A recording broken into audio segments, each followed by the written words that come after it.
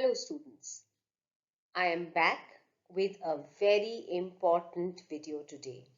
So those who have been following me know that I have covered almost all the chapters. I have touched upon virtually all aspects of your question paper. I have given you recordings for long writing skills, short writing skills, and if you haven't by any chance watched them, please go through them. But this one is very important because in this video, I'm trying to give you tips to get the best out of whatever you have learned till date. So yes, let's crack it.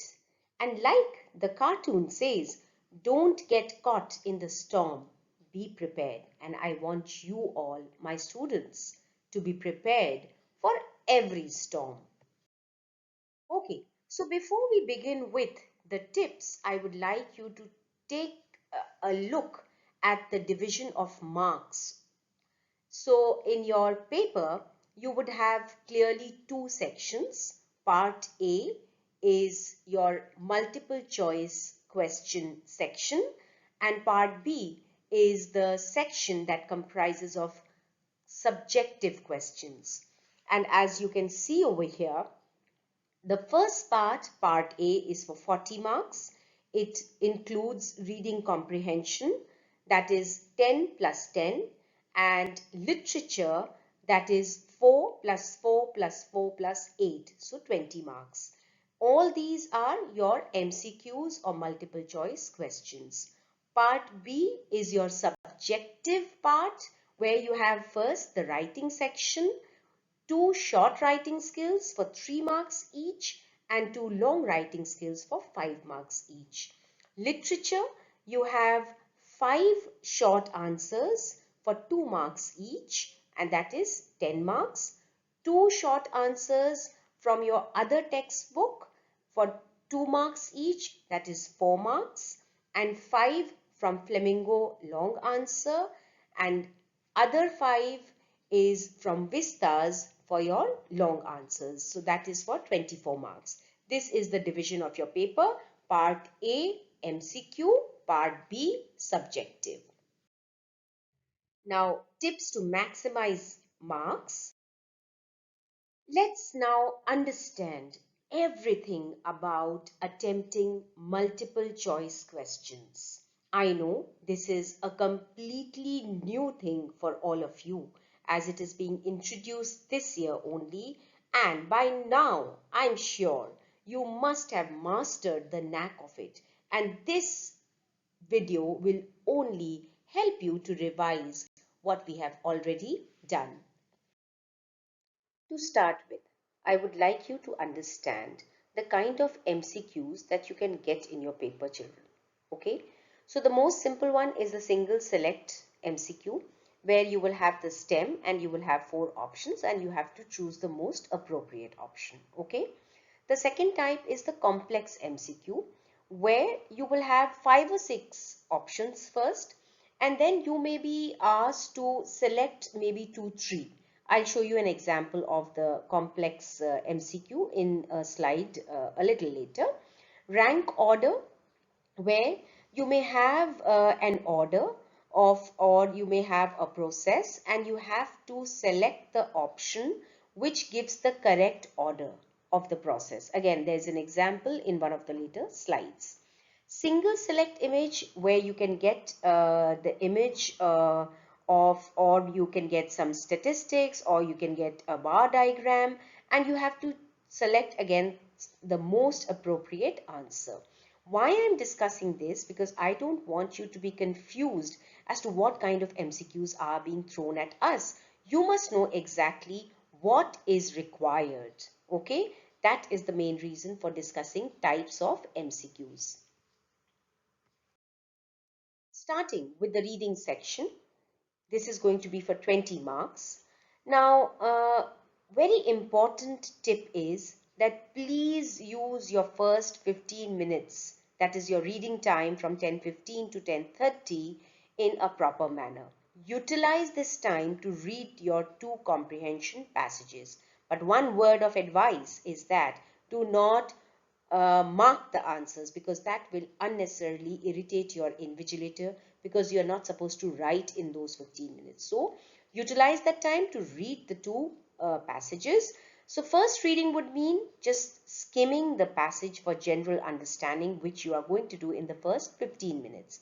Now, next would be reading the questions to get a better understanding of the passage. After this, your second reading of the passage would be reading it in order to scan the passage for answers. A very important thing that you might have come across is questions on vocabulary. So there are certain difficult words. You may have to give synonyms. You may sometimes have to give opposites or antonyms. Read that carefully. What is required? And sometimes if it is difficult to get to the meaning of the word, try and read the sentence preceding it and following it and understand the contextual meaning. Okay. Now, one word that I would like to add over here is about the kind of questions that you may get. Children, it's very clear now that you will not get direct questions. You will get questions where some kind of inference is required. You will get application-based questions which will test your higher order thinking skills, which will test your creative and critical thinking skills. So be careful about that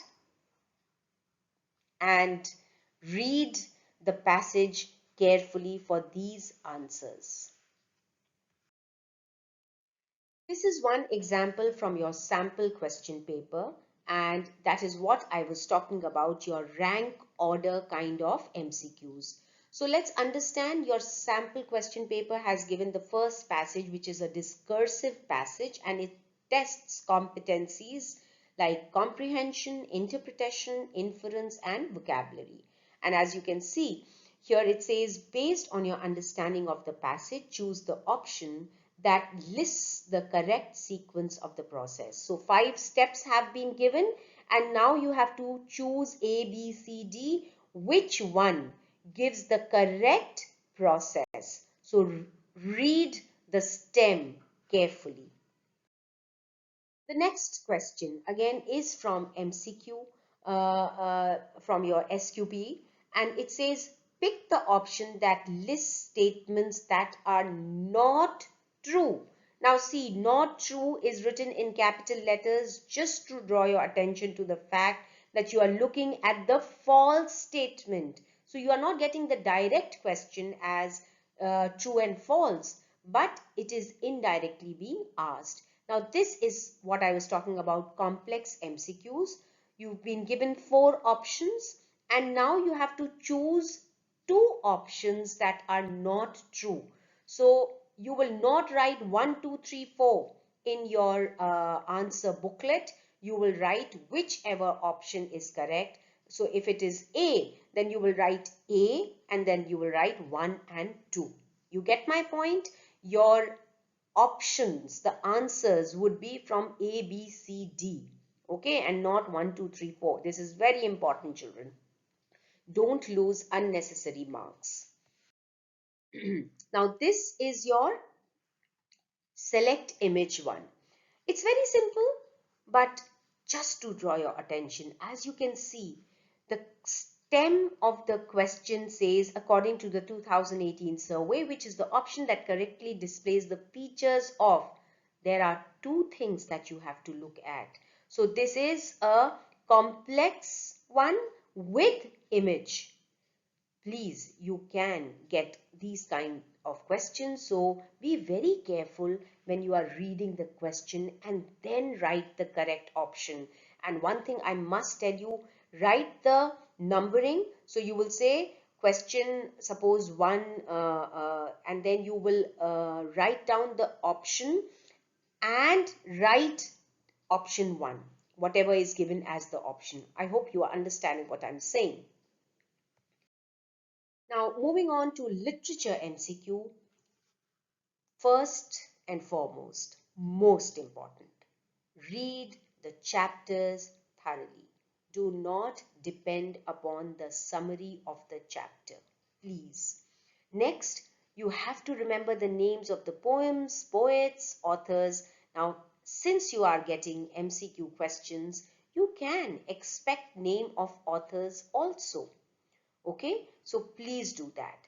Revise all poetic devices, figures of speech with examples. Why I have written figures of speech? Because you get figures of speech in prose chapters too. So do remember to revise your poetic devices from poems as well as prose. The questions test your clarity of thought. So essentially, you will see that sometimes the distractors and the key of the answer are very close, and you need to read the stem of the question very carefully. Do not be overconfident. Distractors might appear to be overlapping, but if you know the correct answer, then there is no confusion, and that's why I'm saying that the questions test your clarity of thought. In poems like Think of Beauty is a Joy Forever, many options you'll find are overlapping. But if you know the correct answer, then there is no problem. So please have clarity of thought. Now, examples again from your sample question paper. It is from your chapter Deep Water. Choose the statement that is not true. Again, I've taken the same example where it wants you to look at the false statement. Now, if you look at the options, they are very close, and it's really difficult to understand which one is the false statement, because every statement looks to be true to me. But actually the answer is Douglas decided to practice relentlessly to overcome his fear. Well, he did, but before that, he actually went through a step-by-step training. So if you look at it, A, B, C are all true. So the only false statement is D. So you understand, this is what I was talking about, application of whatever you have learned in the chapter and then applying it to your options. The writer tones down the philosophical load inherent in the rat trap with the inclusion of. Now this is again not a direct question because none of these things are mentioned in the chapter. But if you've understood the chapter and you know that there is humor and wit, you would understand that what the answer should be. Okay, so please understand this. From here, we go to the subjective section, that is for 40 marks, section B. The first part is your writing section for 16 marks. See, I've written in red also. Please remember, the formats of all writing skills should be on your tips. You may think that it's okay, doesn't matter, but remember, I've been telling you that there are marks for format. So in this case, 1 mark for format is there for short writing skills. So if you look at it, format and content are equal. 1 mark for content and 1 for format. So what's the harm in knowing your formats? Okay, so under your short writing skills, you have notice writing, advertisements, which can be classified or display, invitations, formal, informal, reply to invitation, formal, informal. So how do you decide whether it should be a classified ad or a display ad? Well, for that you will have to watch my video on short writing skills. Okay. Now, word limit for short writing skills is always 50 words, and these have to be put in a box. Again, it is important. Why? Because if you make the box, I've always told you, you don't get an extra mark. But if you don't make the box, the examiner can deduct that very valuable 1 mark or half mark. Okay. Remember, in a notice, format means your name and place of the issuing authority should be there on top, followed by the word notice, which is centrally aligned in capital letters. Next, you write the heading, which is short and crisp. Date of issuing the notice. Now, date of issuing the notice is one thing, and date when the event or whatever you are mentioning comes in the body, or it comes in the content, that's another thing. So date of issuing the notice has to be there. And finally, signature, name and designation. To know the exact thing, again, as I said, you can watch my video on short writing skills. Content of a notice would always include what it is, when it is, where it is, whom to contact, any other relevant details. I know there's a lot for 1 mark, but if everything is in place, children, let me tell you, it's very easy to get a one-on-one here also.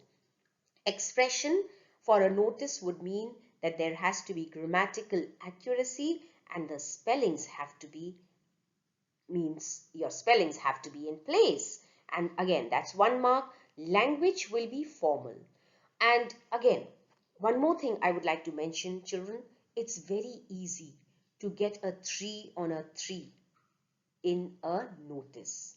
Okay, so I would always recommend that you attempt the question. You will get an internal choice. You must attempt this question on any notice. Next, we move on to classified advertisements. The format includes heading, that could be job vacancy, for sale, to let, lost and found. As you can see, I've written the heading in capital letters. This is centrally aligned. And then towards the end, you write the contact address, name and telephone number. So the person who can be contacted, his name, address and telephone number has to be given. And that's the only thing that's required as format for your classified advertisements. Content would include 4 to 5 details in points using commas, full stops where necessary. Why I've written points doesn't mean you have to write 1, 2, 3, 4 points. You have to use appropriate phrases. Please do not use full sentences. I've written it in bold in under expression. Do not use full sentences. Then these points in content would also include, depending upon the kind of advertisement you are getting, the salary that a person will draw, or price of a particular thing, or rent, or award, reward, whatever. Any other relevant detail.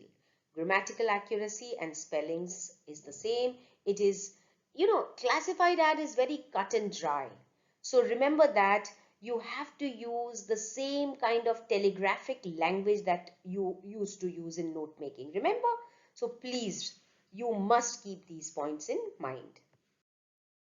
Invitations and replies, you all know, you can get formal invitation. It could be a card format or a letter format. Now, when to make a card and when to write a letter? Again, you will have to watch the video on short writing skills. Content for an invitation would include what is the invitation for, when, that is, you will write in this order. Remember, this order: day, date, time, venue. So you can say Friday, May 13th at 8:30 p.m. at this place. Okay, so it has to go as day, date, time, venue and why it is being done. Content for reply to an invitation will include, first of all, expressing thanks for invitation, accepting and giving regret. So if you are accepting the invitation, wonderful. But if you are declining it, you must mention the reason for not accepting the invitation. And then finally giving your good wishes for the occasion. So this is what is important from the point of view of your invitations and replies. Remember, in your reply, you must mention the day, date, time, venue, what we were talking about in the invitation. You must mention at least the day, date, time. It might appear that why do we mention when you are replying?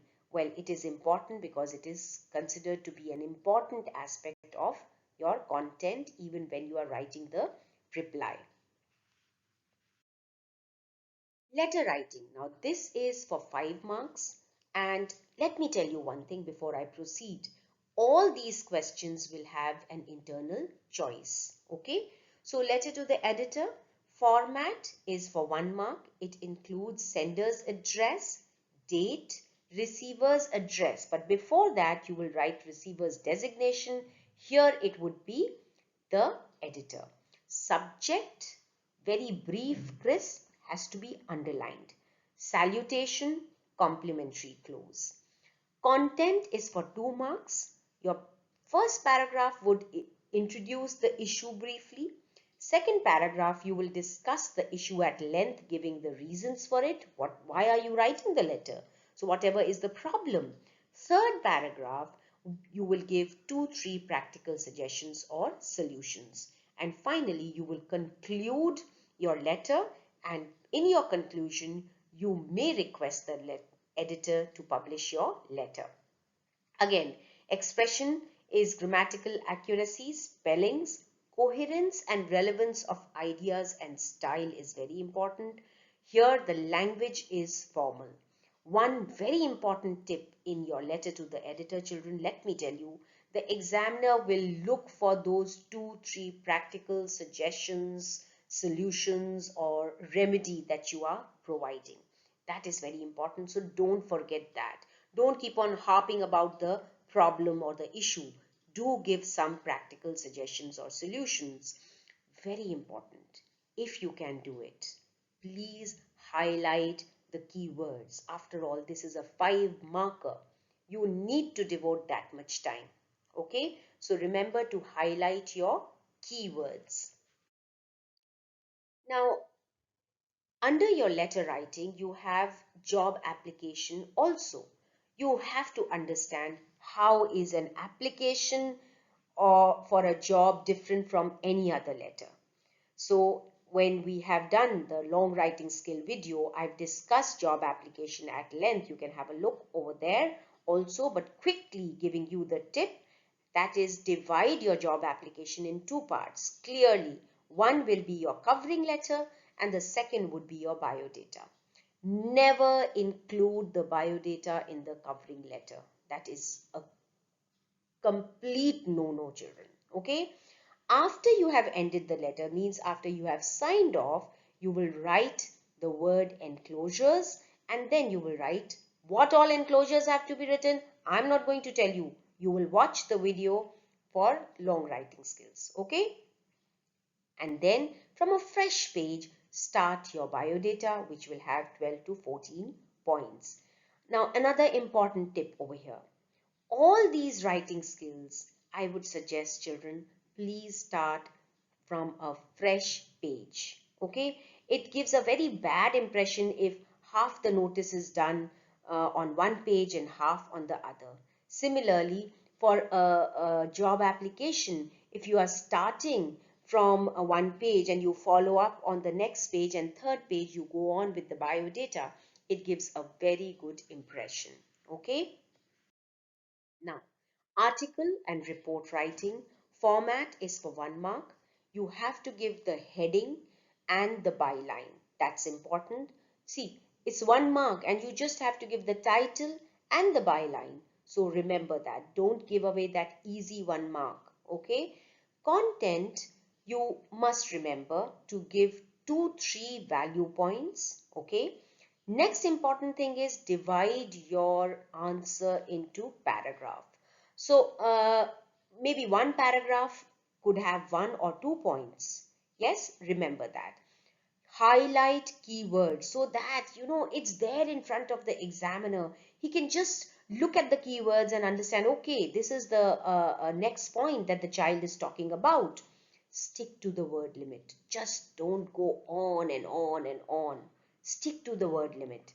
In an article, do not forget to give suggestions in conclusion. Just like you give in letter to the editor, try and give some suggestions. And in report, keep the report factual. No personal views are to be given in your report writing. And well, can you use the first person? You must be knowing, if you have seen my video on long writing skills, you would know whether you can use the first person or not. No, you cannot use the first person. expression. Remember to use the correct voice and tense. You know the report is written in past tense. And formal language. So you have format for 1 mark, content for 2 marks, and expression again for 2 marks. Now we start with the subjective part of your literature portion, which is for 24 marks, major chunk of marks, isn't it? Again, as I said, read the chapters carefully. You cannot, hope to excel by reading just the summary. Okay, make notes for chapters loaded with factual information. So chapters like you have deep water, or you have Evans, or you have indigo, remember the factual details. Make notes so that you know the chapters, you know what all happened. Revise traits of main characters. That is again very important for your 5 markers. Context of significant statements. You know what I'm talking about, because if you've seen the videos on chapters like Indigo, you have so many important statements like Battle of Champaran is won, or civil disobedience triumph for the first time, or Deep Water, you have I see horror would grab my heart. So you know the context. You know that you might get questions which are from the important statements, based on the important statements. For example, civil disobedience triumphed for the first time in modern India, and you can get this statement to elaborate upon. You must know when it is said and what was the context of the statement. Okay. Now, in your long answers or even in short answers, you must stick to the word limit. Okay. Next, long answers should be divided in paragraphs, and keywords should be highlighted. For example, if you get a question on the character sketch, you must highlight every character trait that you have mentioned in the answer for that particular character. Next, we have come to the most important slide, and this is, so now what? Yes, you must start attempting time-bound tests. To start with, I would say attempt the CBSE sample question paper 2021. Now, time management is very crucial. Divide it judiciously. You have 2 clear-cut parts of your paper, so you must know that, okay, I am going to give this much time for my MCQ section and this much time I'll leave for my subjective part. So divide it judiciously. Attempt questions in serial order. Please go in that order. It is very irritating for the examiner to go back and forth. Okay? Do not mix sections. Very important. Please don't mix A and B together. So you've done some questions of MCQ, then you jump to the subjective part, then you go back to MCQ. Don't do that. In case you don't know the answer, leave some space. No one will question you, and move to the next questions, and then you can come back to that space. Okay? Doubly check the numbering of your MCQs. As I have mentioned, in some complex ones, you might have 1, 2, 3, 4, 5, and then you have A, B, C, D. So please see, you are supposed to mention what. Check the numbering of your MCQs and don't lose marks there. Choose the questions carefully. Now this I've been telling you wherever you have internal choices.